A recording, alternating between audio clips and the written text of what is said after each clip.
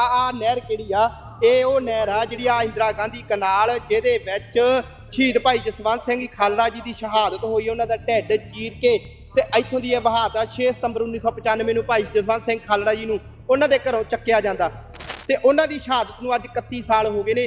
31 ਸਾਲਾਂ ਬਾਅਦ ਜੇ ਪੰਜਾਬ ਦੀ ਨੌਜਵਾਨੀ ਜਾਗੀ, ਪੰਜਾਬ ਜਾਗਿਆ ਤੇ ਪੰਜਾਬ ਇਹਦਾ ਇਨਸਾਫ ਲਊਗਾ।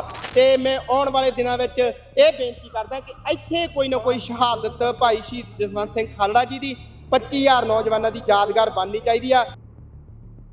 ਇਸ ਸਮੇਂ ਅਸੀਂ ਉਸ ਸਤਲੁਜ ਦੇ ਕੰਢੇ ਖੜੇ ਹਾਂ ਜਿਸ ਦੀ ਜਦੋਂ ਤੋਂ ਦਲਜੀਤ ਦੋਸਾਂਝ ਦੀ ਫਿਲਮ ਸਤਲੁਜ ਆਈ ਹੈ ਉਸ ਸਮੇਂ ਤੋਂ ਗੱਲ ਜ਼ਿਆਦਾ ਹੋਣੀ ਸ਼ੁਰੂ ਹੋ ਗਈ ਹੈ।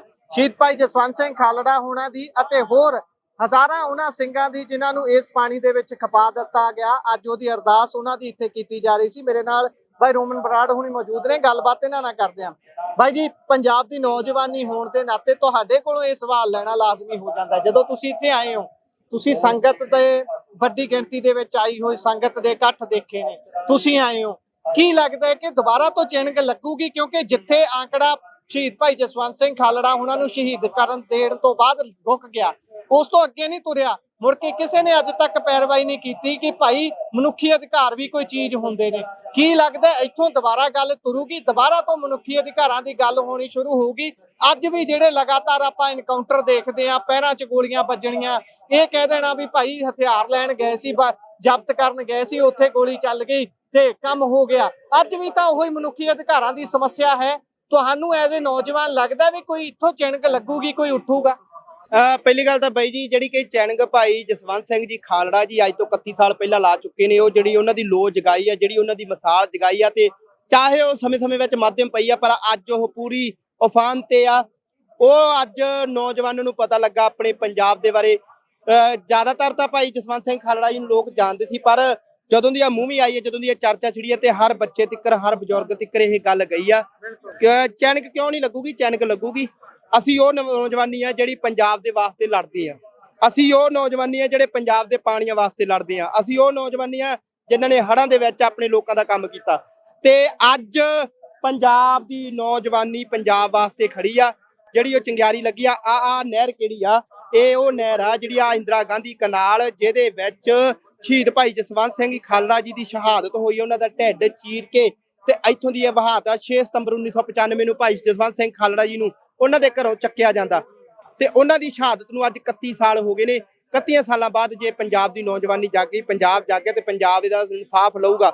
ਮੈਂ ਤੁਹਾਡੇ ਮਾਧਿਅਮ ਰਾਹੀਂ ਕਹਿੰਦਾ ਅਕਾਲ ਤਖਤ ਸਾਹਿਬ ਦੇ ਜਥੇਦਾਰ ਜੀ, ਉਹਨਾਂ ਦਾ ਧੰਨਵਾਦ ਕਰ ਸਕਦੇ ਹਾਂ, ਕੁਲਦੀਪ ਸਿੰਘ ਜੀ ਗੜਗੱਜ ਜੀ ਦਾ, ਜਿਨ੍ਹਾਂ ਨੇ ਅੱਜ ਇਹ ਸਮਾਗਮ ਕੀਤਾ, ਸਮਾਗਮ ਰੱਖਿਆ ਤੇ ਪੰਜਾਬ ਦੀ ਨੌਜਵਾਨੀ ਨੂੰ ਦਿਸ਼ਾ ਨਿਰਦੇਸ਼ ਦਿੱਤੇ ਵੀ ਆਓ ਨੌਜਵਾਨੋ ਪਹੁੰਚੋ, ਆਜੋ ਪੰਜਾਬ ਦੇ ਲੋਕੋ ਪਹੁੰਚੋ। ਅੱਜ ਅਸੀਂ ਉਹਨਾਂ ਦੀ ਕਾਲ ਤੇ ਆਏ ਆ ਤੇ ਮੈਂ ਆਉਣ ਵਾਲੇ ਦਿਨਾਂ ਵਿੱਚ ਇਹ ਬੇਨਤੀ ਕਰਦਾ ਕਿ ਇੱਥੇ ਕੋਈ ਨਾ ਕੋਈ ਸ਼ਹਾਦਤ ਭਾਈ ਸ਼ਹੀਦ ਜਸਵੰਤ ਸਿੰਘ ਖਾਲੜਾ ਜੀ ਦੀ 25000 ਨੌਜਵਾਨਾਂ ਦੀ ਯਾਦਗਾਰ ਬਣਨੀ ਚਾਹੀਦੀ ਆ, ਜਾਂ ਕਿ ਆਉਣ ਵਾਲੀਆਂ ਪੀੜ੍ਹੀਆਂ ਨੂੰ, ਆਉਣ ਵਾਲੀਆਂ ਪੁਸਤਾਂ ਨੂੰ ਭਾਈ ਜਸਵੰਤ ਸਿੰਘ ਖਾਲੜਾ ਜੀ ਬਾਰੇ ਪਤਾ ਲੱਗੇ। ਬਿਲਕੁਲ।